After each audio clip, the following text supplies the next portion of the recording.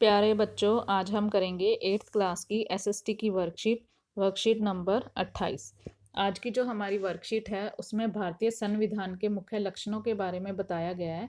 सबसे पहले बताया गया मौलिक अधिकारों के बारे में। मौलिक अधिकारों वाला खंड भारतीय संविधान की अंतरात्मा भी कहलाता है। औपनिवेशिक शासन ने राष्ट्रवादियों के दिमाग में राज्य के प्रति संदेह का भाव पैदा कर दिया था। इसलिए राष्ट्रवादी चाहते थे कि स्वतंत्र भारत में राज्य की सत्ता के दुरुपयोग से बचने के लिए कुछ लिखित अधिकार होने चाहिए। लिहाजा मौलिक अधिकार देश के सभी नागरिकों को राज्य की सत्ता के मनमाने और निरंकुश इस्तेमाल से बचाते हैं। इस तरह संविधान राज्य और अन्य व्यक्तियों के समक्ष व्यक्तियों के अधिकारों की रक्षा करते हैं। तो हमारे 6 अधिकार हैं: समानता का अधिकार, स्वतंत्रता का अधिकार, शोषण के विरुद्ध अधिकार, धार्मिक स्वतंत्रता का अधिकार, सांस्कृतिक और शैक्षणिक अधिकार, संवैधानिक उपचार का अधिकार।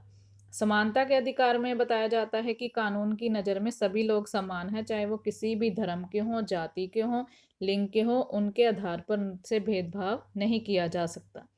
स्वतंत्रता में हर किसी को अपनी स्वतंत्रता, देश के किसी भी भाग में आने जाने का, रहने का, कोई भी बिजनेस करने का उनको अधिकार शामिल है। शोषण के विरुद्ध संविधान में कहा गया है कि मानव व्यापार या जबरदस्ती किसी से मेहनत कराई जाए या 14 साल से कम उम्र के बच्चों को मजदूरी पर रखना अपराध है। सभी नागरिकों को पूरी धार्मिक स्वतंत्रता दी गई है। प्रत्येक व्यक्ति अपनी इच्छा का कोई भी धर्म अपना सकता है। और सांस्कृतिक और शैक्षणिक अधिकार में धार्मिक या भाषाई सभी अल्पसंख्यक यानी बहुत छोटे जो थोड़ी संख्या के समुदाय अपनी संस्कृति की रक्षा और विकास के लिए अपने अपने शैक्षणिक संस्थान खोल सकते हैं।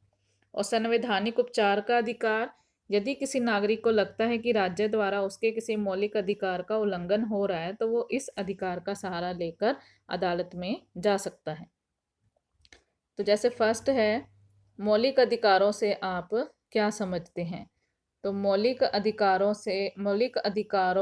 से हम समझते हैं कि देश के सभी नागरिकों को राज्य की सत्ता के मनमाने और निरंकुश इस्तेमाल से बचाते हैं। संविधान द्वारा हमें कौन कौन से मौलिक अधिकार दिए गए हैं? तो ये 6 के 6 का हम नाम लिख देंगे। मौलिक अधिकार नागरिकों के लिए क्यों आवश्यक है?